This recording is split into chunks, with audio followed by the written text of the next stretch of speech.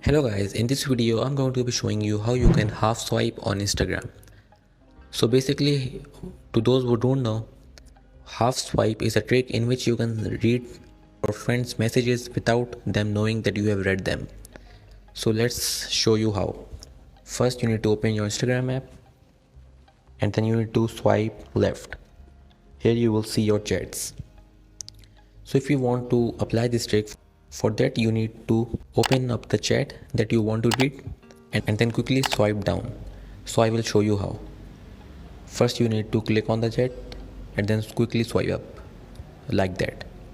So once you have swiped up, so if you want to read messages, scroll down and please make sure that you don't scroll all the way to the bottom because that will show your friend that you have read all of the messages.